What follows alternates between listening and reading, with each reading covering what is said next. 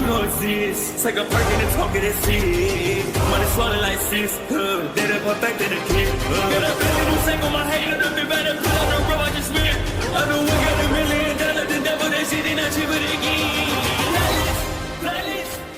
Hello and welcome back, fellow anime lovers, to MangaMuse. I am delighted to have you join us once again in the world of fanfiction and fantasy. This is the first part of What If Deku Joins Avatar: The Last Airbender. Special note, this fanfic is written in a masterpiece of Dragonfire 217 on fanfiction.net. Do check and support the author too. Now smash the like, share and subscribe button for more. Also press the bell icon so that you never miss such great parts. Thanks for the introduction. Now let's dive into the world.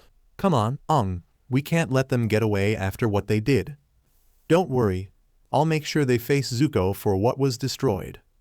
Aang and Katara sprinted through the forest after the large group of firebenders trying to escape. At least 36 men were attempting to flee from the incoming Avatar and waterbender hot on their trail. It had only been 2 days since the defeat of Ozai, and many of the Fire Nation forces refused to surrender underneath the new rule. Droves inside the Earth Kingdom went on sprees of destruction in retaliation to the news of their leader's demise. The leader of this group of firebenders turned and faced his pursuers, all of his men stopping as well. This is the end for you, Avatar.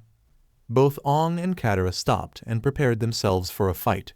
Katara opened the canteen on her side and bended out a large water whip over her shoulders. You will pay for what you did. That village was filled with innocent people and you burned their homes down. Those peasants don't deserve to live in the world of the Phoenix King. All for Fire Lord Ozai. Ozai is done for. I defeated him myself. Aang stepped forward and readied his glider staff. Come on, give up already. He is still the true Fire Lord, not that traitorous prince of his. The leader and his men prepared their own fire and stepped forward. That false lord will never be our ruler. Attack. All the soldiers began shooting fireballs towards the two. Aang slammed his hands into the ground and created a large stone wall blocking all of them. Katara, now. Right! Bracing her legs, Katara felt her body launched up from the rising dirt beneath her and fly up above the wall. She used her water whip and lashed out to grab several of the soldiers and fling them out of the way into several nearby trees. With her free arm, she shot more water out and swung along the hanging branches to get behind the group of firebenders. You'll be sorry for ruining those homes. Some of the firebenders turned to face the young water tribe girl. You think you can take us all on with that little bit of water? You don't frighten us, little girl. You should be frightened, she smirked as her hands began squeezing the air in front of her and crushing the trees around her. Their bark began to splinter as the water was drained out from them. What, the one of them exclaimed in shock. What is she doing? She's just a waterbender. No, another muttered as he watched the water gathered around the girl. She removed the water from inside the trees. She can create more than what she has. Exactly. Katara smiled as the massive water ball above her shot out multiple arms and grabbed 3 more of the soldiers. She lifted them back and threw them behind her, instantly freezing their bodies to the trees as she went back to facing the others. Damn it, what kind of a bender is she? One of the soldiers frozen yelled out. She can use not just normal water, but the water in the vegetation, another one said as he watched their pursuers continue to pick off the other members of their group. She has an endless supply of water at her disposal. Growling, the other 2 soldiers began using their own bending to melt their ice prisons, steam rising from the dissipating ice. How are we supposed to fight them if they have water everywhere around them? It's as if we are fighting on the ocean then. Once free, the first officer huffed as he shook off the water from his armor. He looked around to the massive trees all around them and saw there was no end to this girl's bending. But then his mind thought back to the Fire Lord's plan for Sazan's comet, and a sinister grin spread across his face. If that is the case, then we should destroy the fuel for her bending. What do you mean? I mean we torch this damn forest and burn everything here to the ground, the Avatar and his little girlfriend included. The other 2 watched their comrade light the fire in his hands, both of smiling as well. You're right, let's torch this place. The 3 soldiers all ran in separate directions, igniting every tree and shrub they passed. They began shooting fire off into the canopies, leaves igniting like paper and instantly rising up into the sky. After several more ignitions, the fire began to spread on its own as it grew larger and larger. They laughed in unison as they looked up to see their work beginning to grow outward. Soon the blaze now engulfing the entire area around them. Now let's see you bend this, girl. The bright light behind her forced Katara to turn, her eyes widening in shock to the massive inferno behind her. Oh no, Aang, they set the forest on fire. Aang looked up to her call, his eyes filled with anger as he listened to the firebenders cheer on to their work. How could you do this? The forest has nothing to do with your war. Everything in this world is for the Fire Nation to take. You will regret standing in the way of the Phoenix King. Their captain cheered on as the other men rallied behind him. Grinding his teeth, Aang spun his staff around and launched an air blast at the soldiers, knocking a large number of them down. But the gust of wind hit the burning trees and increased the flame's size. Shoot, I can't airbend with the fire everywhere. Looking up to the trees, Katara knew she had to do something. Aang, you take care of the firebenders. I'll deal with the fires. Got it. I'll help as soon as I can. Aang went back to the group and redirected the fires they shot at him with his own bending. Running towards the inferno, Katara winced from the wave of heat coming from it. She frowned as she looked to the diminishing water over her arms. I don't have near enough to stop this. Why couldn't there be a river nearby? She grunted and looked to the nearby trees not burning. Don't have much of a choice. Waving her hands out and clenching her fists, she ripped out the water from several trees at once, causing them all to dry and splinter. The growing water ball over her burst outward, dousing a large number of engulfed trees in her area. She ran forward and repeated the process to the next set of burning stumps, the loud hiss of water against flames overtaking the air. After doing this twice, the water she had diminished too much to work anymore. She grimaced and ran up to the trunks of other untouched trees. Sorry, but I need to do this, she whispered to the tree as she ripped the water out it as well. Katara continued this act over and over, extinguishing fire and destroying the nearby greenery to gather more water. She never truly enjoyed ripping plants apart for water, but she knew if she didn't do this, the fire would destroy everything else. Her eyes then met the group of firebenders, causing the blaze in front of her, fueling the anger in her body. There you are. Get back here now. The three soldiers turned and grinned as she ran their way. You want to get burned? Then come on over. The earth beneath all of their feet began to violently shake, their feet struggling to keep balance. Whoa, what the hell is that? One of them yelled out. Katara herself began stumbling back and forth from the sudden tremor and caught herself on a nearby tree. What the is tough here? The ground between them suddenly fractured outward, a massive glowing creature bursting up from beneath. The four benders watched in terror as the great creature emerged, its green fur shimmering and giant clawed paws crashing into the dirt beneath it. Its bear-like head bared fangs as it raised 30 feet up, turning towards the firebenders. How dare you destroy my forest, you heathens? A deep voice burst out from the creature's throat. Ah, what the hell is that thing? One of them screamed out while backing up. The other group of benders turned around in shock at the monstrous creature that towered over the tree line. Many of them began backpedaling in fear to what it was, but Aang had a large smile across his face to what he saw. It's the forest spirit that lives here. You all really messed up now.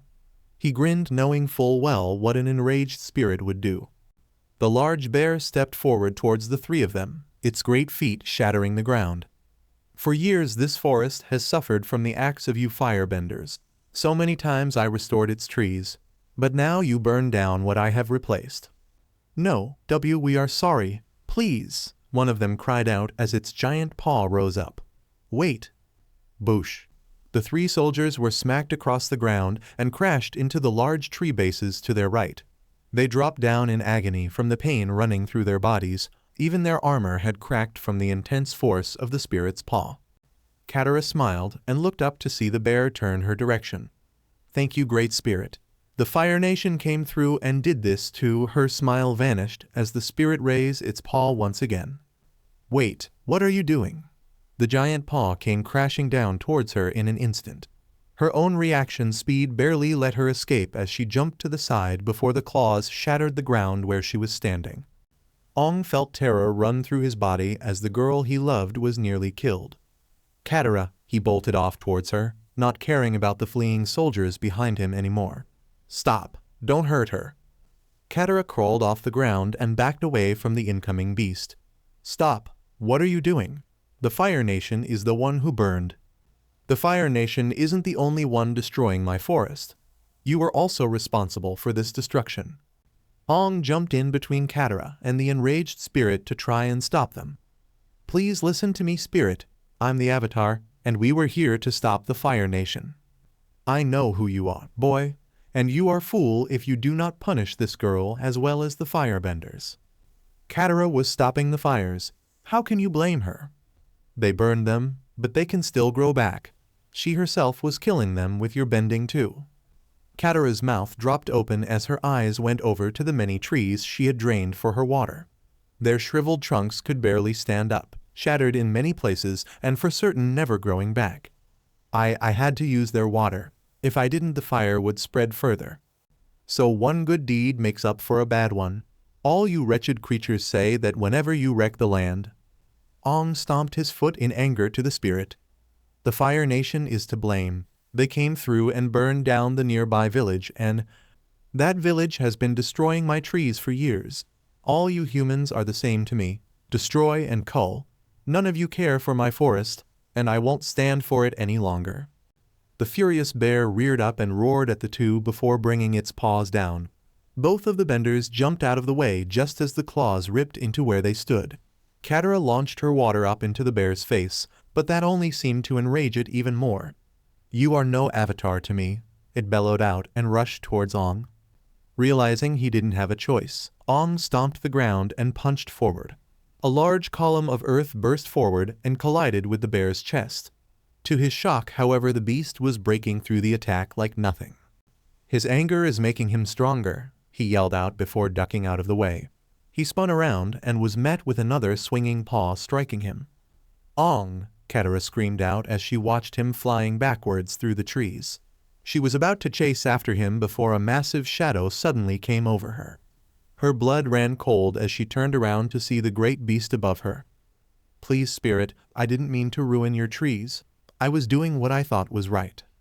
It is always right for humans, and I am tired of hearing that. No one will hurt my forest any longer. Aang rubbed his head while standing up from the hit, his eyes suddenly seeing Katara about to be hurt. His eyes and tattoos began glowing as his anger grew. Get away from her! Aang launched forward in his avatar state and formed a large air bubble around his body. The forest spirit glared up and collided with the boy, stopping him in his rush.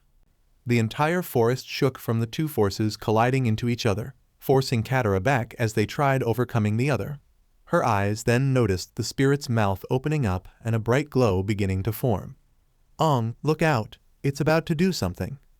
The young avatar couldn't hear her inside the windstorm around him, before suddenly feeling his body being shoved out of the way and to the ground. He turned back and his eyes lost their glow from the shock of seeing the gathering energy inside the spirit's mouth into what he could tell was some form of energy blast. And Katara standing where he was below the spirit. Katara, no. His voice was drowned out by the high-pitched beam of light shooting out of the spirit's mouth and engulfing the area beneath it. The entire area was blinded by the blast as ground below was ripped apart. Aang shielded his eyes while trying to move forward. Katara, get out of there. After several seconds, the beam slowly dissipated until vanishing. The young airbender quickly pushed out a gust of wind to move the large dust cloud blocking his view. After he did, however, he had wished that he hadn't. No. There sat a massive crater beneath the Great Spirit. The earth disintegrated and burned up from the power of the energy. And nothing else. She was gone. Katara. Darkness. Emptiness. Cold. Those were the first things that ran through Katara's mind as the energy had hit her. She thought she would have burned from it, and yet when she was struck, those were the things that she felt. It happened so fast she couldn't even process what had happened after she pushed Aang out of the way. All she knew was that he wasn't hit by the spirit's attack and that he was unharmed. That alone was enough for her to be happy. I hope that you will forgive me one day, she thought to herself as she sat in darkness, her closed eyes blocking out everything around her. Thoughts of her other friends and her brother began coming into her head, the pain of regret beginning to grow as she realized they would never see her again. Sokka, Zuko, Suki, Toph, I'm sorry.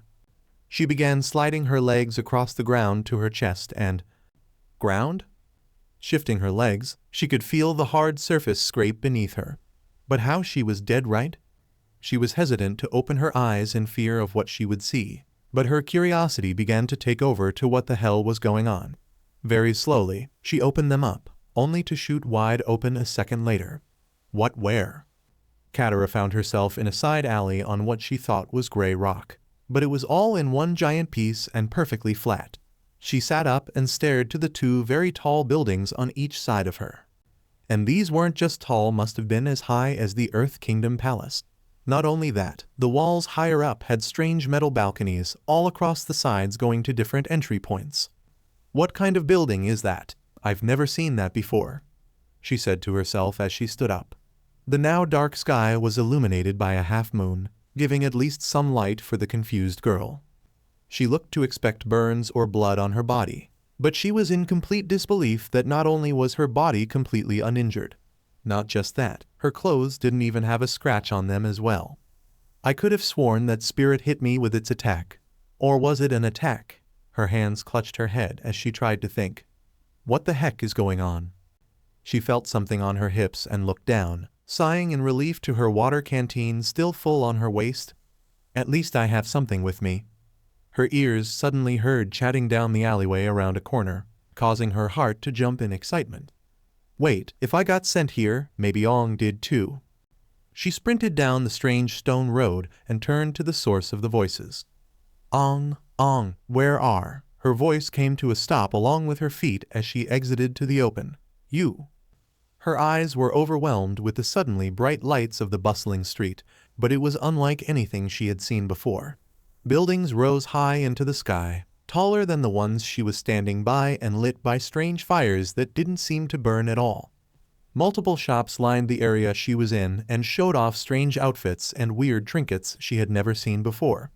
There were food carts with strange pink puffs attached to sticks and drinks that were in small, clear canteens. Strange sandwiches were on pictures, but she could read the word burgers. But then her eyes noticed the people. What in the... People wasn't even the word she wanted to use as a man with a dog head walked by her. She walked out of the alley in shock as she stared at him go by before her eyes noticed a woman with bat wings go the other way.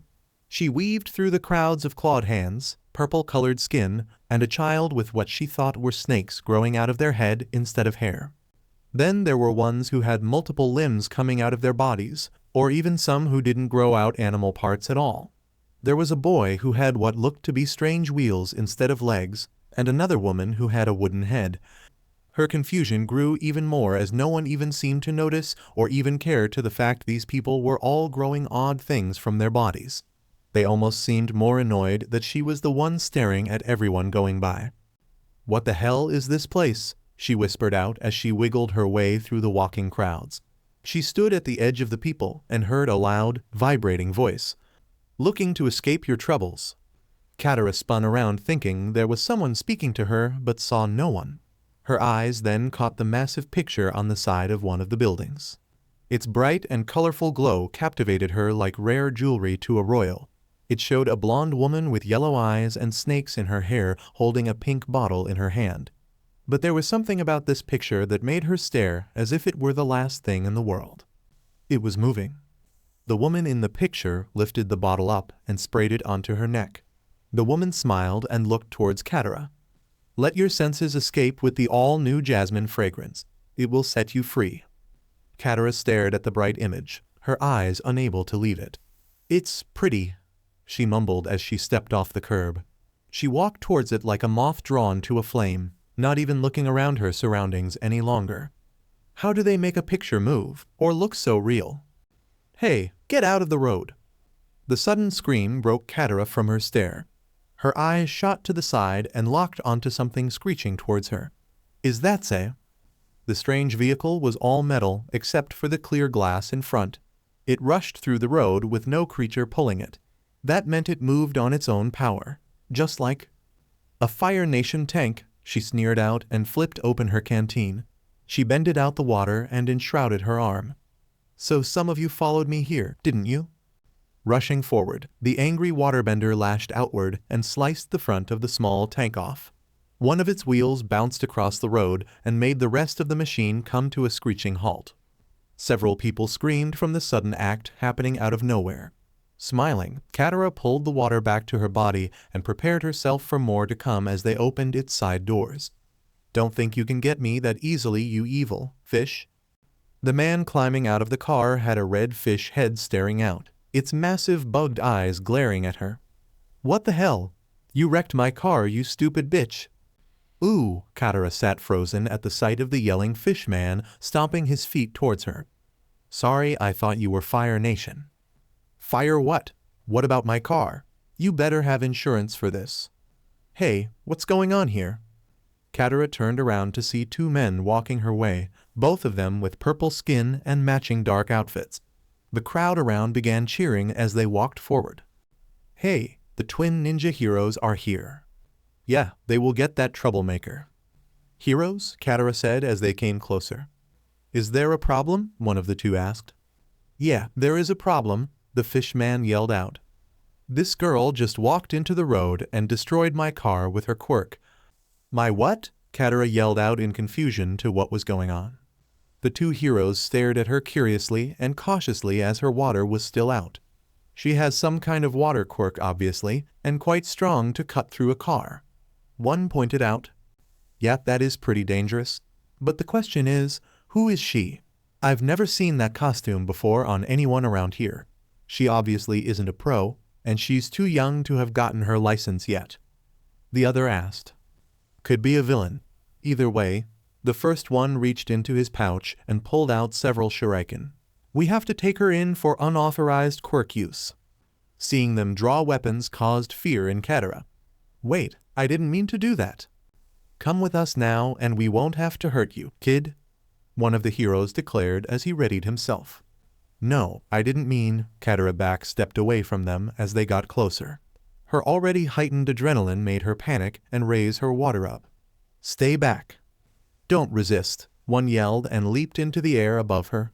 He threw down multiple shuriken towards Katara, but her speed was too much as she quickly rolled out of the way. Grunting, the hero grabbed more from his belt and launched them downward. Whipping around, Katara used her water arms and redirected the incoming blades away from her body and into the street. Her body in full flight mode kicked in as she sprinted down the road. More of these tanks or cars stopped as the two heroes chased after her. What is going on? What is this place? She yelled out in utter disbelief. She looked over his shoulder as the two ninjas started catching up. She then noticed a giant fountain coming up on her right. Perfect. She reached out and bended out all of the water onto the street and shoved it behind her. Both heroes stopped in their tracks at the massive wave rushing towards them. What the hell? Og! They yelled out as they were blown backwards from the sheer force hitting both of them. The turbulent waters bounced the heroes around for several seconds before slapping them down on the road. They coughed a few times before looking up to see the young girl gone and out of sight. Shoot, we lost her. One of them grunted out as he stood up. That is a powerful water quirk she's got. She won't be getting away. The other answered before pressing on the earpiece he was wearing. Calling all nearby heroes in Hasu City. We have a suspect that escaped our sights and is loose in the city. Young girl in blue robes and dark hair. Caution, suspect has a powerful water quirk. Repeat, suspect has a powerful water quirk. Running down one of the nearby alleyways, Katara stopped behind one of the nearby corners to catch her breath. Panting, she looked back around the wall to make sure she wasn't followed. What is this place? Is this in the Fire Nation somewhere? She asked herself. It can't be, but those machines? Only the Fire Nation has that kind of technology, but nothing like those things on the road. Was this somehow in the future? Or something else? Hey you, stop right there. Katara spun around and saw another man walking towards her. This one in a blue and white outfit and what looked like a helmet with a fish fin on the top. Oh great. Another one after me, she pouted internally. I would rather not hurt you, and I order you to stop this now and come peacefully. The hero manual dropped a large container on the ground in front of him and flipped open the lid revealing water. He then lifted his hand up, the water flowing upwards and out above his body. Katara's eyes sparkled at the scene she saw before her. You're a waterbender. Oh thank goodness, she yelled out in excitement. Please, can you tell me where I am? Manuel raised his eyebrow in confusion. A what? Waterbender? Katara's smile faltered at hearing what he said. But, you are bending water. You have to be one. He could see the troubled look on her face and tried to use this to his advantage. I'm not sure what you are talking about, but how about we just go to the police and straighten this out? His eyes noticed the two ninja heroes creeping up behind the girl, so he continued keeping her distracted. I'm sure you didn't mean to do what you did earlier, so how about we go talk to the others and get this all sorted up? While he thought he was sly, Katara had dealt with situations like this before and sensed others around her. She whipped her own water out and lashed it out behind her. The two heroes barely evaded the incoming whips and dashed towards her. Manuel, hit her with your quirk. We will restrain her. Right. Manuel shot the water forward towards Katara's back, only for her right arm to reach into his own water and pull it all towards her. She took control of my water, he exclaimed in shock. Glaring out, Katara created multiple water arms and shot them in all directions, snatching all three of the heroes and lifting them off the ground. They all tried to flail around to escape, but to no avail from the strong grip around their waists. What the hell? Who is this kid? Manuel yelled out as he tried to rip through the water around him. My quirk isn't working. She's overpowering it. I don't know what's going on here, and I don't want to hurt you, Katara explained to them. But I can't let you follow me anymore. All of the heroes were suddenly pushed up against the nearby walls and felt the water around them suddenly lock up into ice, sticking them to the concrete. Ice, Manuel screeched in panic. You said her quirk was only water. She didn't use ice earlier. How were we supposed to know? One the ninja sneered out. He tried with all his strength to break free from the ice around his body, but couldn't even budge it. Shit, we aren't getting out of this anytime soon. Manuel gritted his teeth and looked back where their captor was standing, only to see she had vanished once again. Great, she's gone again. Manuel, come in. Where are you? The earpiece in Manuel's helmet crackled in his ear, making him sigh out. I'm off the corner of Shinji Himoda Street. I'm in the back alleyway with two others. Have you found the suspect? We did, but she got away. Hey listen. His face turned a bright red from embarrassment. Can you come unfreeze us? I'm sorry, what did you just say? The streets through Hasu became filled with gossip of a possible villain running through the streets. Word began getting out that multiple heroes were taken down with ease from this person, and now the city was being put on alert. More and more heroes began showing up and searching through the crowds, trying to find the mysterious girl that showed up. As they rushed around the streets, a single girl in blue ran down the side alley further away from the loud crowds. Peeking around the corner of the building, Katara looked around and ducked back as several of the odd black and white vehicles drove past her. The high-pitched sirens and flashing lights were so bizarre to her and didn't make sense. If they were looking for me, why wouldn't they try to be more quiet about it? I can hear them coming. Shaking her head, she looked out again and noticed a break in cars on the road and very few people at this moment. I don't get what's going on or where the heck I am, but I'm out of this place, she said to herself before running from cover across the road. If I can just get to the edge of the city, I can make my way to a smaller village and figure out what this place is. A massive blast of fire scorched the sidewalk in front of her, cutting off her pathway. What the? She screamed out and stepped back to avoid the intense heat from the flames. So you are the one causing all of this trouble. Katara turned around and felt her heart rate double as the figure made its way towards her. The massive man in blue had fire enshrouding his boots and most of his face, giving off a terrifying sight for the young girl. Through all of the battles she had been in, she could instantly tell this man was different than the few who tried to stop her earlier. It's quite the coincidence I was doing patrols in this town today, but it turns out to be pretty unlucky for you, criminal." The Burning Man smiled as his fists lit up in a bright ball of fire. Katara felt sweat drip down her forehead from the intimidating vibe she was receiving from this man, somehow feeling even more frightened than when faced against Azula. "You're a firebender, aren't you?" she shakingly asked. "Firebender?" the hero Endeavor questioned before smirking. "I haven't heard my quirk called that before. Either way, I'll be the one taking you in." Katara could not believe her luck. First, she found herself in some strange nation, or future, whatever it was, with none of her friends and family to help her. And if that weren't a bad enough situation already, she just so happened to run into a gigantic man who also happened to be a firebender. His massive frame and build even made the intimidating combustion man look small in stature. Either way, her instincts prepared her for a fight and pulled out all of the water she had of her canteen. "You can tell every other Fire Nation soldier they are not going to be capturing me," she declared and lowered into her guard. Endeavor chuckled as he looked at the girl's defensive posture. He didn't even process what she had said since she looked serious about taking him on. "Please, little one. I'm not sure where you are from, but you obviously don't know who I am." "Why, are you a general or something?" she sneered at him. "A general? Ha ha." Endeavor threw his head back and couldn't contain himself. "You must have hurt your head recently, girl, if you don't know who I am." He stuck out his hand trying to coax her to come towards him. "Now, how about you just walk this way and make it easier for me?" "How about you get out of my way?"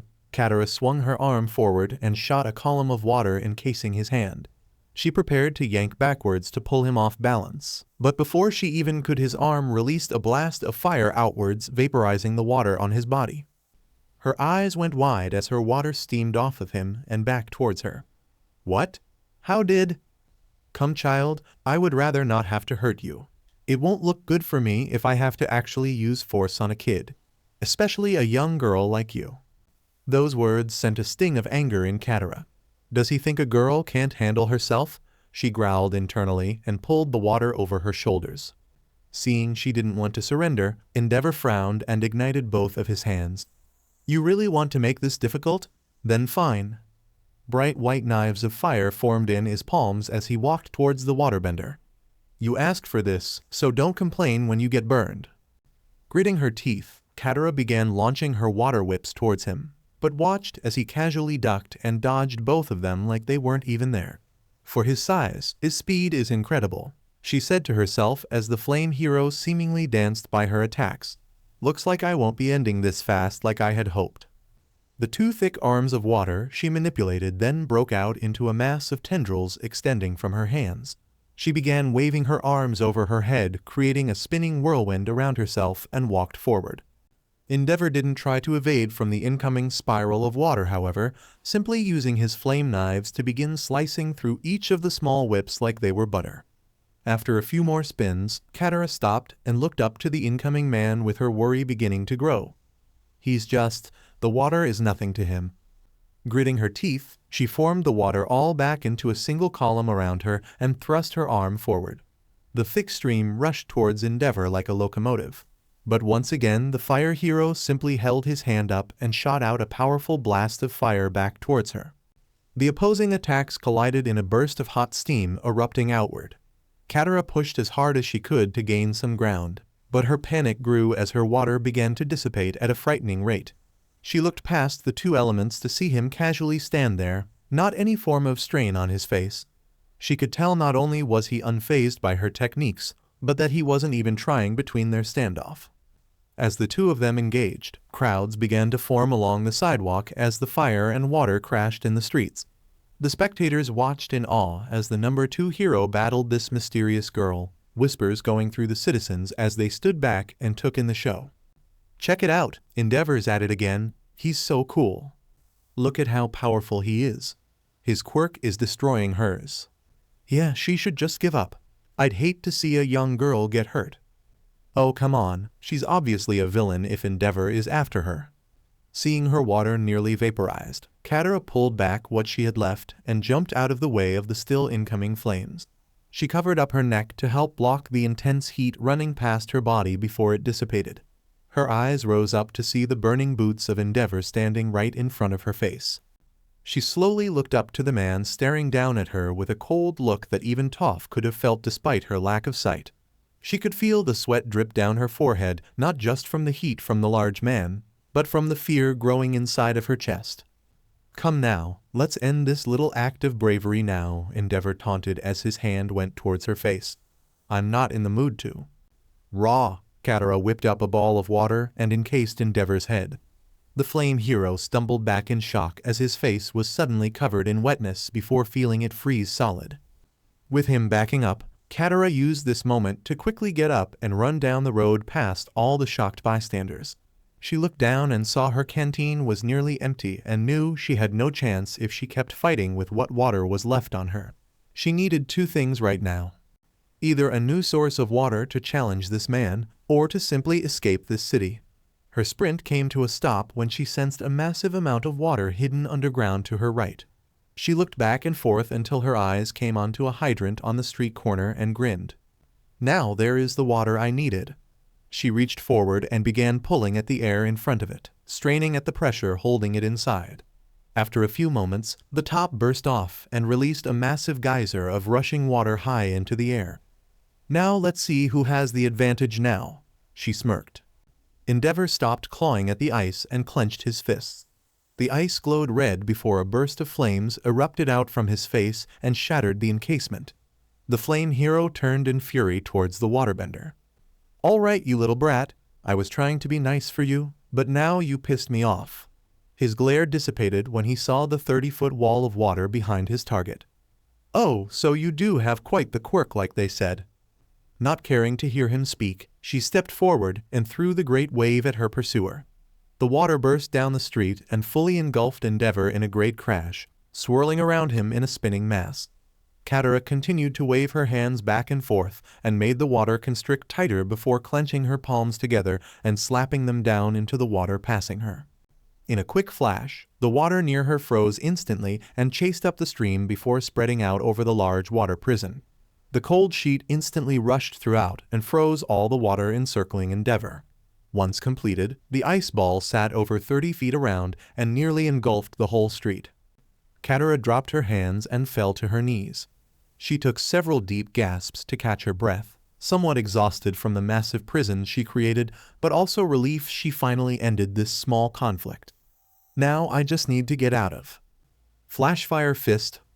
An immense glow began to form within the ice formation, growing so bright the street itself became illuminated. Katara quickly stood back up in terror as she watched the red light slowly turning blinding white. "No, there's no way."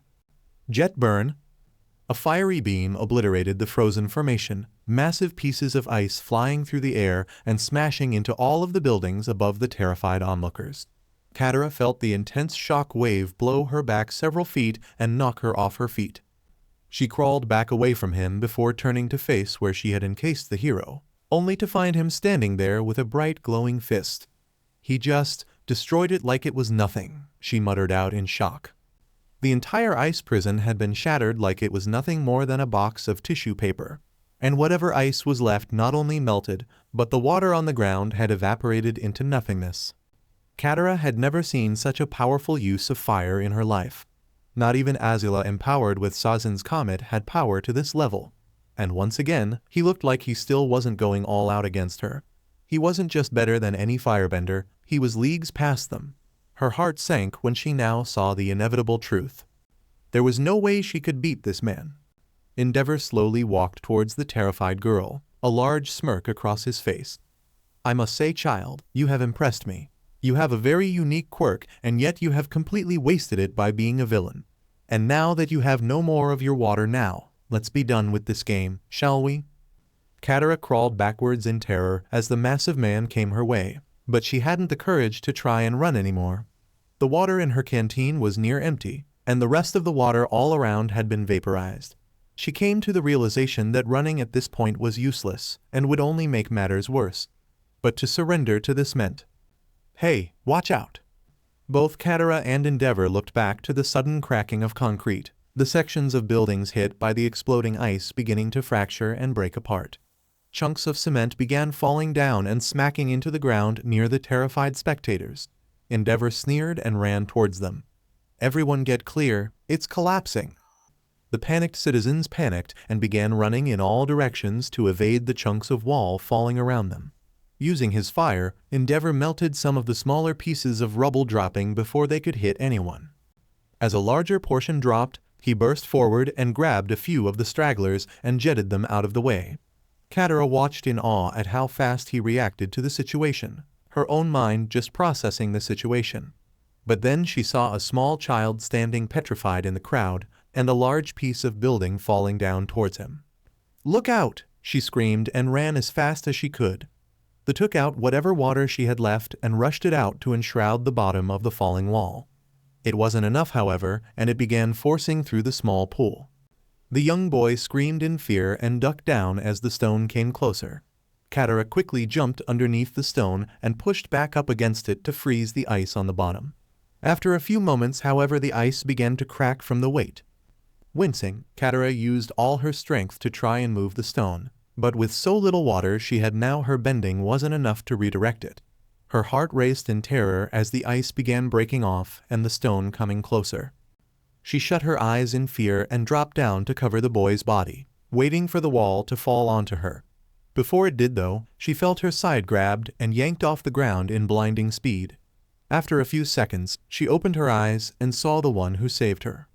The 6-foot man was wearing white armor over his whole body. She couldn't see his face due to the forward protruding helmet he wore, and from his elbows were strange golden protrusions sticking out, small smoke trails flowing from the top. She then noticed the boy she tried helping was being held in the man's other arm, his own eyes looking up in awe to the new hero before being set down and run to his parents. She then felt her body lowered, allowing her to stand on her own. She sat silently as the tall hero stood tall and placed a hand on her shoulder. "That was extremely brave what you did there. Are you all right?" he asked her in a kind tone. "Why, yeah. Thank you for saving us." Katara stuttered out to him. "Hey, Ingenium!" Endeavor yelled in anger as he walked up. "That one is my capture. Don't be trying to sneak in and take my prize." The named hero Ingenium turned and faced the fire hero. "This has nothing to do with whose capture it is or not. This girl is not a threat." "Not a threat?" She took out 3 others and caused damage to the street here. Endeavor shouted out. "I am the one who stopped her. And this destruction is all her." Ingenium pointed up to the damaged building. "I saw the explosion you created is what launched all the ice into the walls." Endeavor frowned and turned his head. "I'll pay for the damage." "And I heard the reports myself," Ingenium continued. She restrained Manuel and the others without injuring them. They said she seemed confused to where she was, therefore she was panicked. And she just risked her life to save that child. No villain I've ever encountered would have dared do something like that. Katara felt a warm feeling of relief. There was someone who was giving her the chance to finally let her explain her situation. She looked back and forth between her former opponent and her rescuer, definitely choosing to side with the latter as he turned back towards her and removed his helmet. The man appeared to be around 30 with dark blue hair and eyes. He had a kind look to his face as he placed a hand on her shoulder. At first she shifted back, but the reassuring look he gave calmed her and made her more comfortable. "How about we stop this fighting, and I promise I'll help you figure out what's going on, alright?" Some part of her wanted to shove him off and sprint away from here, not wanting to be taken into custody. She knew, however, it would only make matters worse and ruin the trust she had from the first person that showed any compassion yet. And even if she did run, she knew there was no way she could escape from that bender she had just engaged. Realizing she had no better choice, Katara gave a small nod towards him. "Okay, this is really not what I was hoping for." Katara frowned at the handcuffs on her wrists. The walk towards the police precinct had only been a few minutes, but to the waterbender it felt like she walked for miles. She was willing to talk, but she still never felt truly comfortable with Endeavor beaming down at her from behind. Ingenium had walked beside her the whole time with a hand on her shoulder. He gripped soft enough to keep her comfortable, but just hard enough to if she tried to run she couldn't. She sighed, realizing there was no other choice though, and did not resist. Her eyes then were met with the large blue doors of the station opening up. revealing a big room loaded with men in matching blue and black uniforms with badges. This must be those police they keep mentioning, Katara thought as they walked through the crowd of staring officers. Most were in awe that two big-named heroes were here at once, but the fact they were both here for this young girl. All the looks she received made her more uncomfortable. Clutching her hands together while they made their way into the back. After walking down another hallway, they reached a door and opened it, revealing a small bright room with a single table inside. While hesitant to go in, Katara obliged the small push from Ingenium and walked through the door and sat down in one of the chairs. "Sorry about the cuffs, but that is protocol," Ingenium stated before sitting in the chair across from her. "It's okay, I understand," Katara responded. The loud sneer from Endeavor made both of them look up and glare as he shot back the same look. "Apologizing to a criminal. You really are too soft. How about we let her tell her side of everything when the chief arrives?" "All right," Ingenium shot back. "She's just a young girl frightened who happens to have an extremely powerful quirk, by the way," Endeavor interrupted. "Let's not forget she is responsible for a considerable amount of damage." "Hey, I'm not the one who almost got those people killed," Katara shot back. "You were the one who blew up the ice." Endeavor's vein pulsed on his forehead. "Excuse me, you smart-ass little. I see you are conducting this talk without me." All three in the room turned to see the police chief walk through the door. The very tall man matched Endeavor in height, but not as large built overall. The one thing that Katara noticed right away, though, was the brown and tan dog head sticking out of the suit. "Geez, can't I meet one normal person?" she sighed to herself. "So you are the one who caused the disturbance tonight, woof." "Woof?" Her mind yelled at her for the odd pun that she almost didn't process the question. Shaking her head clear from the shock, she slowly nodded her head. "I didn't mean to, sir. I was thrown out of place when I arrived here and—" "So you take out 3 heroes just because you didn't know where you were?" Endeavor sneered and walked towards the table. "You really must think we are stupid or something to believe that." Katara pulled back in her chair from the menacing man, but she glared and stood back up to face him. "Hey, they were the ones who attacked me first. After you destroyed a car in the road. That tank was trying to attack me too." "A what?" "That was a Honda Civic. How about you both take it down a notch, why don't you?" The chief grumbled as he walked past the flame hero. "Let's take it back a step. I am Kenji Tsuragami, chief of the police force. And you are?" Katara rubbed her thumbs together, debating to use something fake, but with everything going on, the truth was the best option. Sitting back down, she sighed and looked up to him. "My name is Katara, sir." He waited a few moments before raising an eyebrow. "Katara, what?" It was Katara's turn to raise an eyebrow. "I'm sorry. What is your family name?" Katara sat silent for a few moments, since only noble families ever had last names like her friend Toph. "I don't have a family name." The chief and Ingenium looked at each other for a moment, all while Endeavor simply pouted behind them. Ingenium looked back towards her. "I'm sorry, what orphanage did you grow up in?" "Excuse me? You don't have a last name. That means you didn't grow up with a family." "I have family, but we don't have a family name unless you are royalty." "Okay, Ingenium scratched his head and looked back to the chief with a confused look. "Is there a new thing lately about that I missed?" "Definitely not." Kenji scratched his chin and stared at the young girl. "It's quite obvious you are not from around here, so where exactly are you from?" Katara looked at the dog and let out a small sigh. "I'm from the Southern Water Tribe." The room went so silent even the minuscule hum from the light seemed loud to the ears. "Ooh? What? Okay, I need a coffee after that shit." Endeavor grunted as he stormed out of the room. "Call me when she actually makes any sense."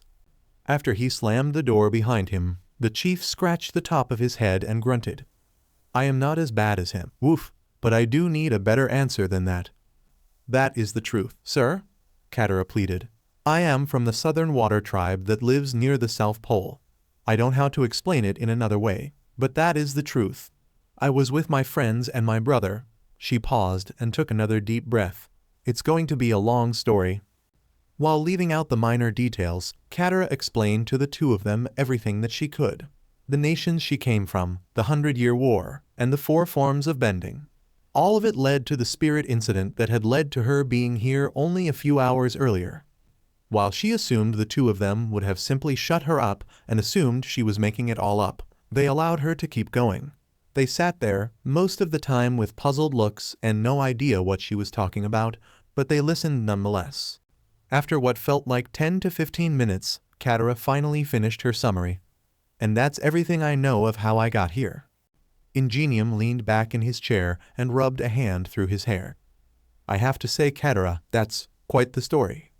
She noticed the confused look in his eyes and felt defeated. So, you don't believe me, do you?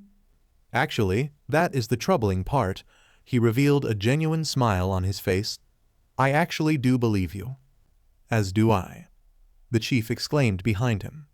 Katara's heart fluttered in excitement at finally seeing hope in her dark situation. You do? I've been on the job so long, child, and I have seen quite the number of stories. The dog cop paused as he popped his neck. Either you have the most convoluted lie I've ever heard, or you really did come from some other place and just had no idea where you were when you woke up. And you seem truly genuine when you speak. Katara let out a sigh of relief and smiled. Thank you, sir. Now that I've told you everything, is there a way to get these off now? The chief looked down to her raised hands showing off the cuffs, his blank expression not changing. And who says that you are not under arrest any longer? The smile on her face melted off to his cold words. What? But you said that you believed me and that I... Does that excuse you from breaking the laws of our country? He cut her off. Sir, hold on. Ingenium turned and looked to him in confusion. It was very obvious she had no idea what was happening or where she was. You cannot blame her for this. If a person doesn't know how to drive and they cause a car accident, does that excuse them from the crash? Whether you knew them or not, the law is the law here. But Chief, Ingenium stood up to face the stern captain. She didn't know where she was. By what she told us about wherever she came from, she thought that car was a weapon of war. You can call that a case of PTSD. PT what? Katara asked him. He looked back to her and glared. You're not helping. So you are asking me to lie for her and to create a story to cover up this situation. The chief snorted to the young hero. Young Ingenium, you are notorious for helping many heroes who have struggled through graduation as sidekicks, even offering to taking some without licenses to work for you. Ingenium closed his eyes and took a deep breath. I have always wanted to be a hero, sir, but there are others who do not have the opportunity to do what they want.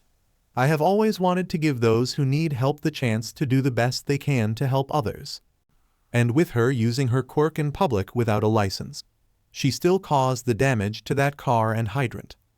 I will cover the damages, sir. You can bill my agency. Katara sat dumbfounded to the kindness this random man was showing her. He didn't even know who she was, and he was willing to go through all of this to help her. No, you don't need to do that. I did do what he said, so I should be responsible for that. I must agree. The chief stared at the Good Samaritan curiously. Why are you offering to do all of this for her? Ingenium smiled and looked up. Because I can see the potential of her being a true hero, sir. Both Katara and the chief looked at him in surprise as he turned back towards her.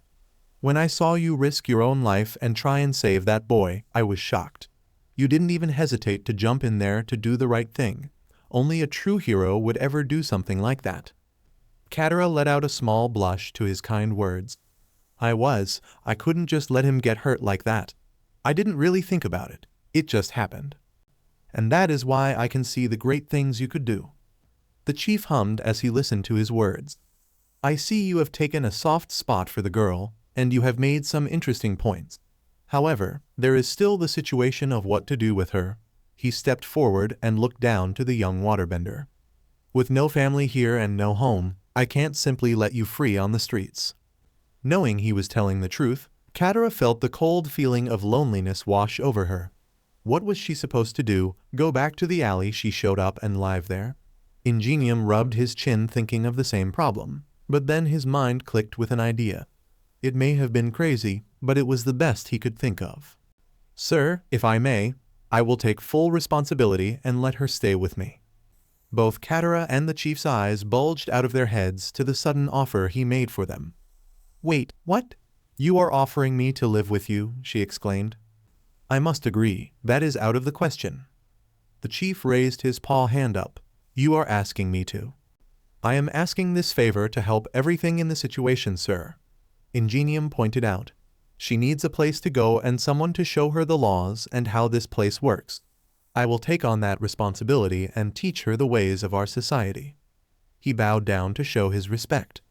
"Please, sir, I can see the potential in her, and she should be given this chance to be able to make up for the small mistake she made." Katara's mouth hung open in disbelief from what she heard. A place to stay and someone offering to cover everything she ruined felt all too real for her, and yet it was happening. I can't." The chief gave a small smile to her stuttering words and rubbed the back of his neck. "Well, I can't say this is protocol, but I can't deny the logic in your offer. I'll put something in writing so you can take all responsibility for the damages and for her actions from here on out. This is for sure a situation I have never experienced, so I won't push this out to the public. Just remember, if anything else happens after this, I will not be letting it slide. Got it?" Ingenium smiled and bowed again. "Thank you, sir. I'll make sure she learns the laws and will do her best from here on out." While they talked, Katara sat silently in utter shock from the events that just happened. Even as the chief walked over and released the cuffs off of her, she still couldn't believe what was happening. "Technically, you don't have a name to find and identify you here, so processing you would simply take too much time for me." The canine cop chuckled to his own joke. "Now it would be best if you go out the back to get less attention your way. It will take a few days to straighten everything out, so have her stay indoors until it's all settled. And by the way, I would keep your story of how you got here to yourselves. The less questions the better," the chief stated as he opened the door for them. "Thank you, chief. I won't forget this." Ingenium nodded as he walked towards the door before pausing and holding his hand out for her. "You ready?" Not wanting to waste this chance, Katara nodded and snatched his hand and followed him out the door. She shot a quick glance and smiled back to the large dog. "Thank you, sir." The chief nodded back to her as they made their way down the empty hallway and around the corner out of sight.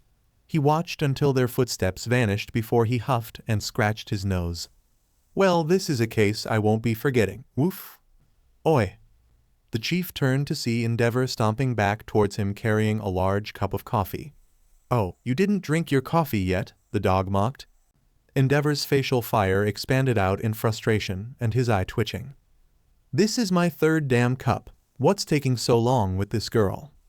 "Oh, we finished our talk with her, actually."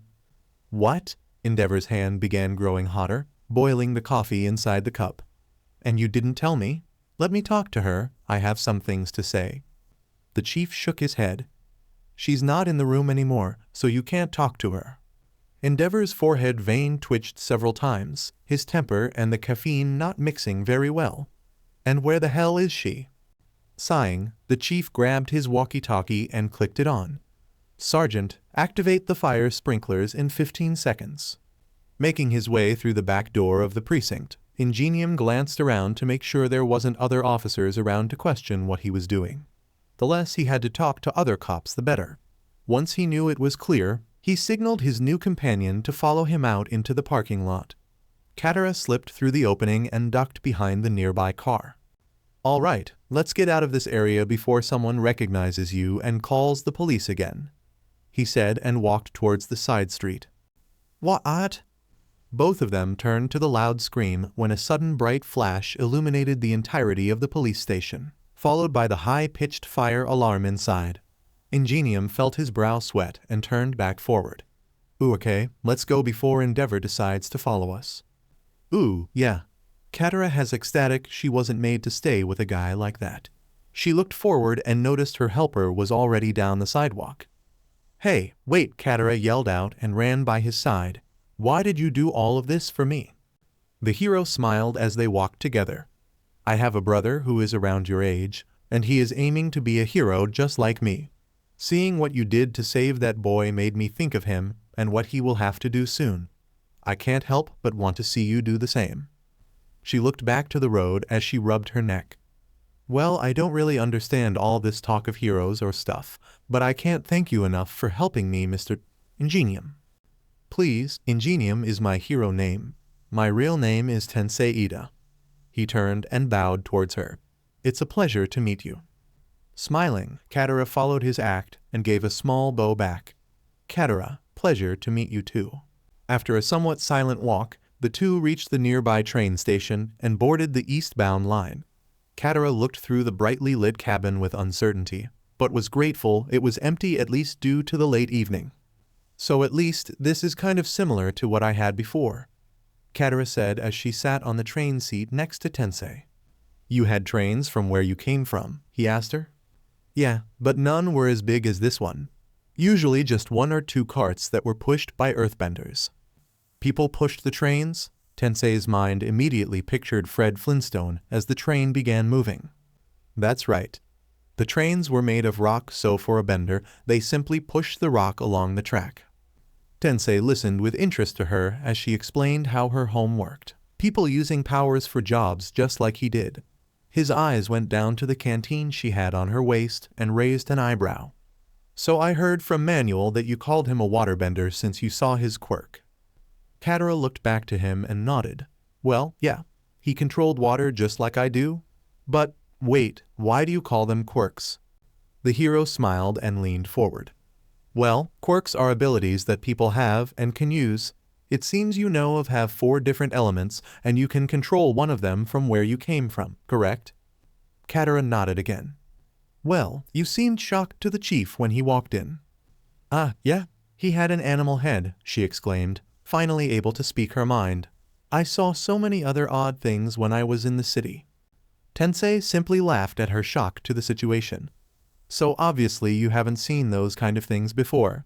The captain has a dog quirk, so he is obviously part dog. That means he has all the abilities a human and his animal form has together. Speed, strength, and senses. Katara tilted her head in confusion. So, he can smell and hear as good as a dog. Actually better. Anyone who specifically trains their skills can push them to unforeseen levels. He noticed Katara leaning over and staring at his backside.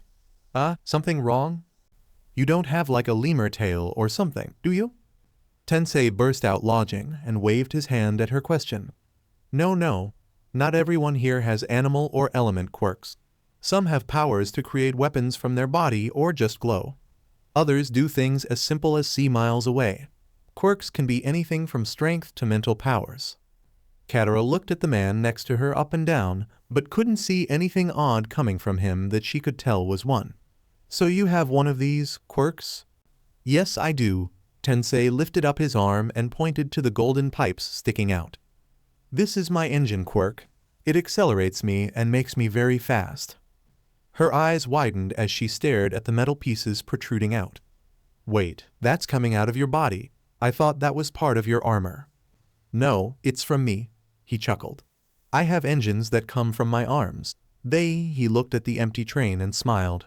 How about I just show you instead? Katara watched him stand up and walk towards the back door of the train and then turn back around. She glanced to the left down the long empty hallway and then back to him. What are you going to do? Her words stopped in her throat when she watched the thin column of flames burst out the top of his exhaust pipes and he blitzed forward through the cabin. Katara watched the blur of a man rush by her and cause a whirlwind past her head and reach the end of the cabin in only a moment. Before she could even react, he flipped around and rushed back the other way. Her hair got whipped up and pulled by the gust following his body down the train before he skidded to a stop in front of her. Whoa. Tensei grinned at the one word she was able to get out. Yes, that is my quirk. She looked up to the smoke slowly coming out of the top and remembered the same thing when he had saved her. So that is how he got to us so fast. That is amazing, she thought to herself as she straightened her loose hair. That is a great power to have. You can move faster than anything. Well, don't give me too much credit. I'm not near as fast as other heroes. Katara was about to say more when she heard a voice echo through the train. All passengers, we are arriving in Tokyo Station momentarily. Please prepare to depart. Tensei looked up and blew out his mouth. This is our stop. Let's get going. Oh, all right then. Katara stood up as well, both of them feeling the train coming to a stop. The doors opened, revealing a small crowd of people preparing to board the train. While the hero and his acquaintance attempted to make their way through, many of the younger ones noticed the hero and rushed up to him in excitement. Whoa, it's Ingenium. Sir, can we get your autograph? Hey, take a picture with me. Tensei gave the best smile he could for all of the kids and teens that ran up to him. I thank you all, but I really should be getting going now, actually since. Oh, come on, please, some of the girls giggled out in excitement and came closer. Oh, all right, just I can't stay long, all right? As the fans all cheered in excitement, Katara stood to the side speechless. This all seemed so similar to when Aang was swarmed with all those kids back on Kyoshi Island when they first met.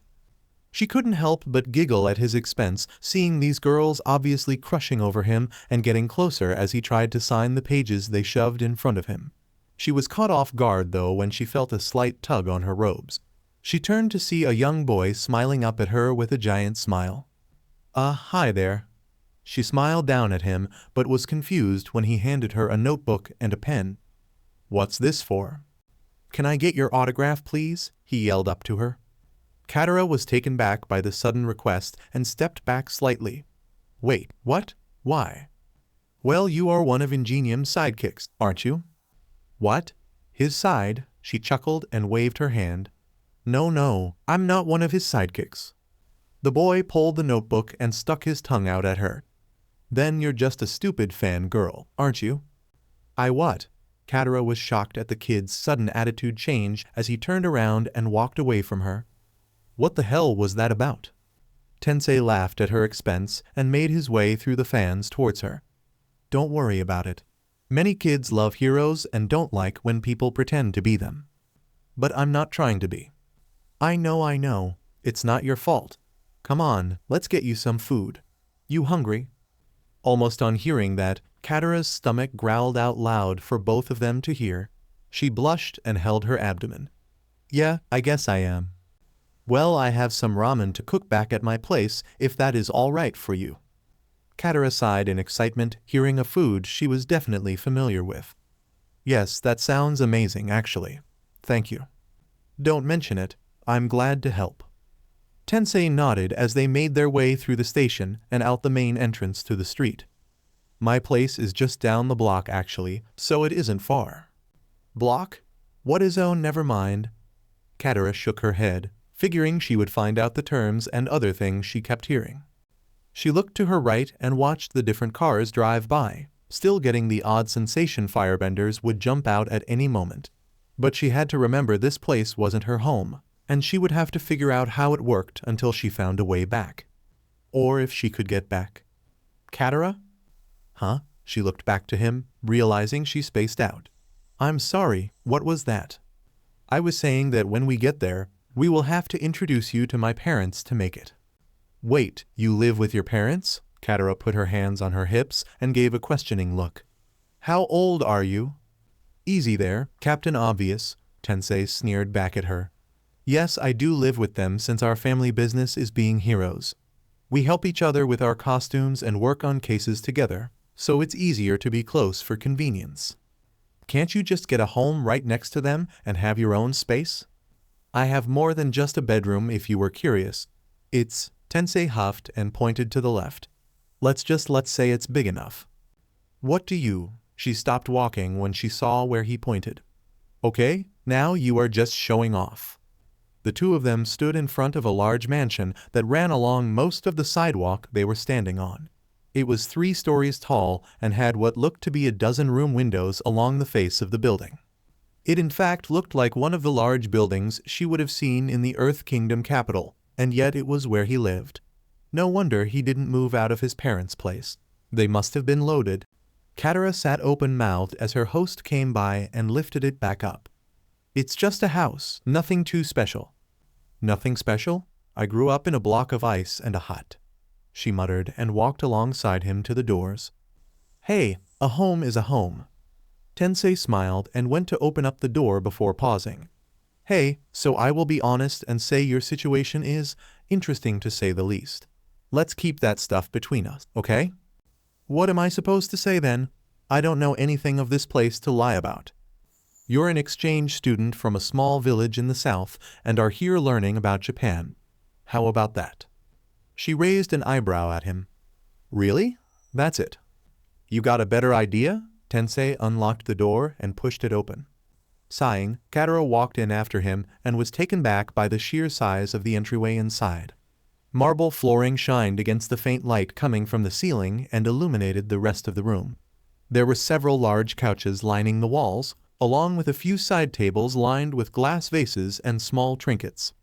Wow, this is amazing, she said in awe as she spun looking to everything around her. Yeah, they always thought the first room was the most important for an impression. Tensei sighed, obviously not impressed with his parents' expensive taste.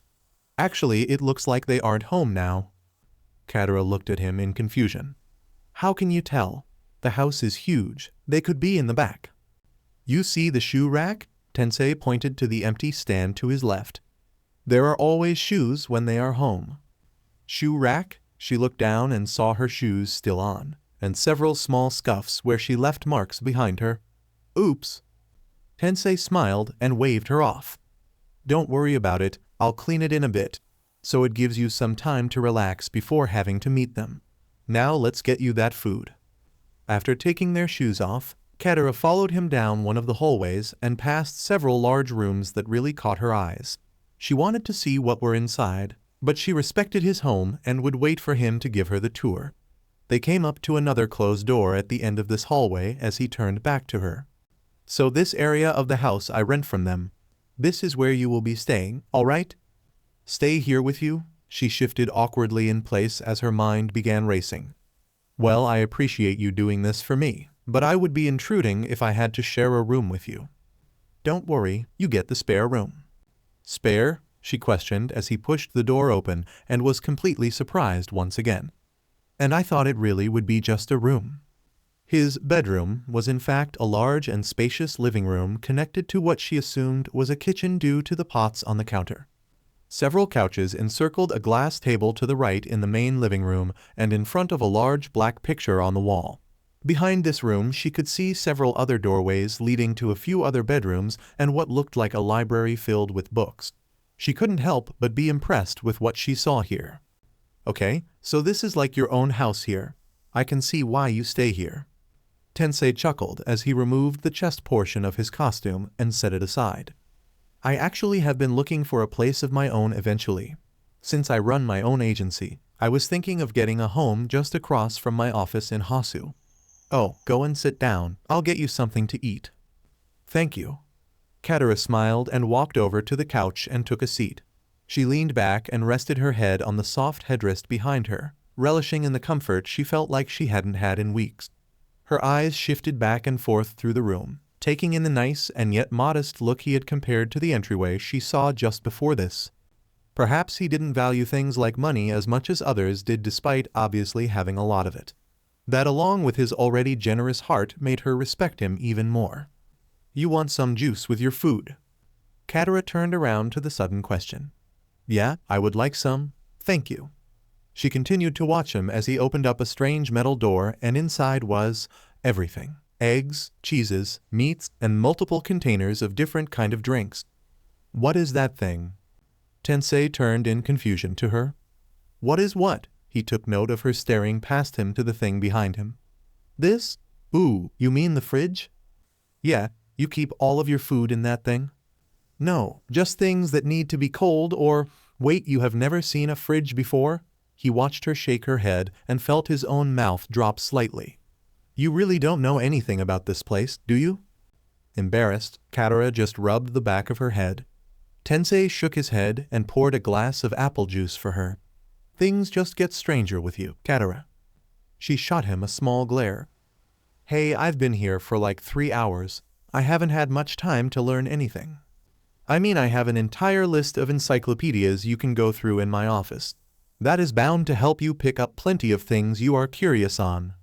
He paused and walked over with the glass in hand.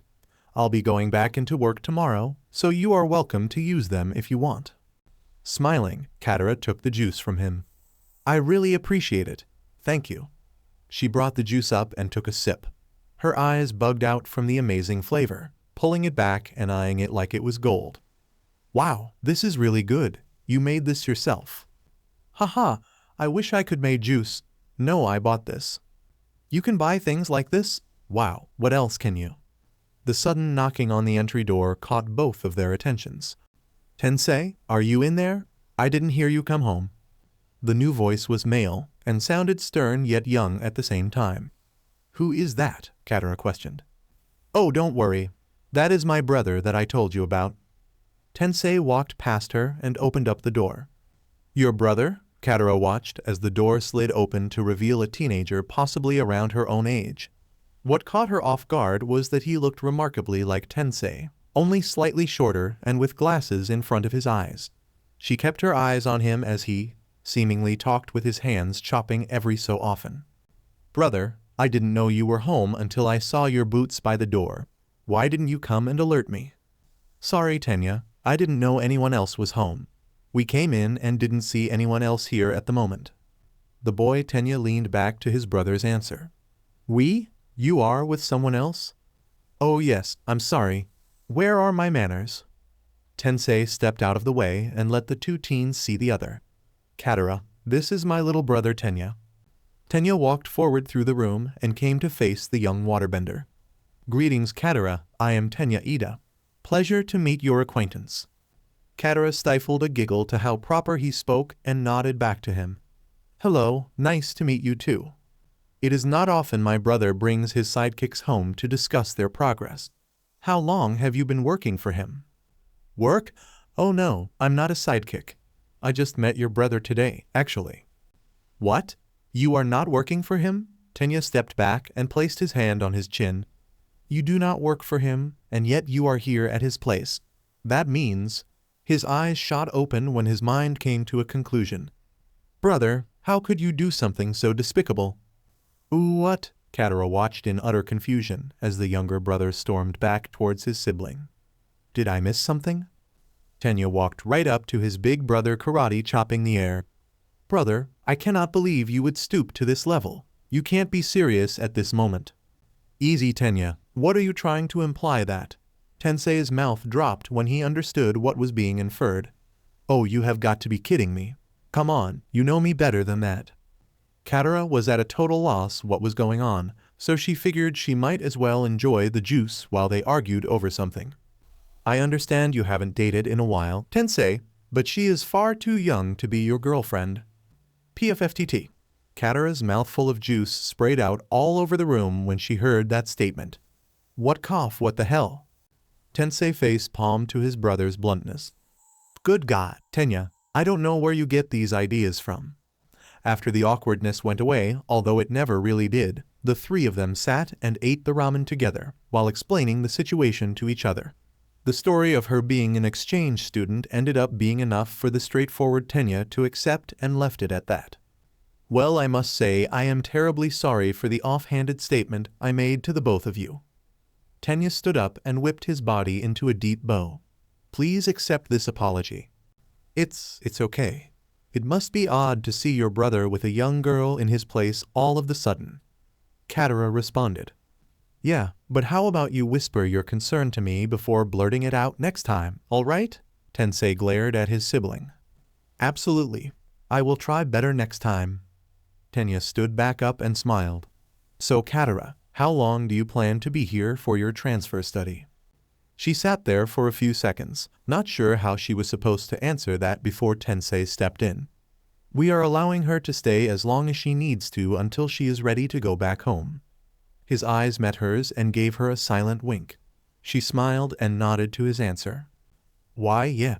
Your brother is very kind for offering this to me. I hope to learn a lot. Tenya raised his eyebrow but nodded in approval. Well, I hope you enjoy your stay. And if you ever need anything, I am here to help as well. Thank you, Tenya. I appreciate it. Katara smiled, but then noticed the awkward look on his face when she said that. What's wrong? Well, it is proper to call a person by their family name unless you are very close to them. She blushed in embarrassment and rubbed her head. Oh, I didn't know that. Sorry. Thank you, Ida. Tenya nodded his head in approval. It is no problem. Well, it is late, so I shall leave you two on your own. Have a good night. Good night, the two others said in unison. After he left and closed the door behind him, Tensei rubbed his temples and laughed. Sorry about my brother. He is quite the character sometimes. Oh, trust me, I know exactly what you mean. I could go on for days about the things my brother has done. Katara chuckled with him as they sat there. Yeah, but he really is a good kid. So smart, and extremely talented too. He is already more advanced with his quirk than I was at his age. She tilted her head in curiosity to that. What kind of power does he have? He actually has the same quirk that I do, engine. The difference is that mine are in my arms and his come out of his calves. Really? Katara couldn't tell due to the pants he was wearing. Huh, that is really interesting. Tensei yawned and glanced over to the clock on the wall. Wow, I didn't realize it was already 9:30. I need to get to sleep soon. Come on, let me show you where you'll be staying. Oh, all right then. Katara stood up and followed him out of the kitchen towards the center open door of 3 along the wall. The room was lined floor to ceiling with books on nearly all sides and a desk to the right. Tensei pointed in here as he continued speaking. This is the office I told you about. You can use the books if you want to, but please don't mess with the desk and the papers. I have a few cases I'm working on. Katara nodded to his request. Sure, I'll remember that. Alrighty then. Now over here. He shimmied past her to the door on the right. This will be your bedroom. Katara walked into a decent-sized bedroom with a bed, a nightstand, and a large cabinet with a mirror. She also noticed that the room had a doorway leading to another room, but it was dark and couldn't see much inside of it. She assumed it was a bathroom due to the sink she could see in the very faint light. So, do you have some candles I can use for light? Ooh, or you can use the light switch. Tensei sighed and pointed to the white button on the wall. The what? She eyed it for a few moments before reaching her hand and pushing it down. The next moment the lights above her flipped on, causing her to jump back a step. She stared at the bright bulbs in awe to how they glowed, reminding her of the crystal caverns under Ba Sing Sea. This, however, was as if you took a lantern's light but removed the flame from it. It was so amazing, and yet for this place it was something so simple. She had a lot to learn. If you want to wash off, I can get you some clothes you can borrow for the night. They won't fit, but they are clean at least. I can take you shopping over the next few days for your own things, Tensei said as he made his way out of the room. Katara sat in disbelief to how generous he was. Thank you. Tensei simply waved his hand. Nah, it's just some clothes. I'll put them on the bed after you get in the bathroom. Have a good night. Katara watched him walk out of the room and out of sight around the corner, leaving the young waterbender alone in her room. Good night. So alright folks, that's all for today. Stay tuned for part 2. Do subscribe, like and share for more such videos. Also check out the story and author Dragonfire 217 on FANFICTIONnet. Press the bell icon to be notified first on release. See you in the next video. Till then, goodbye.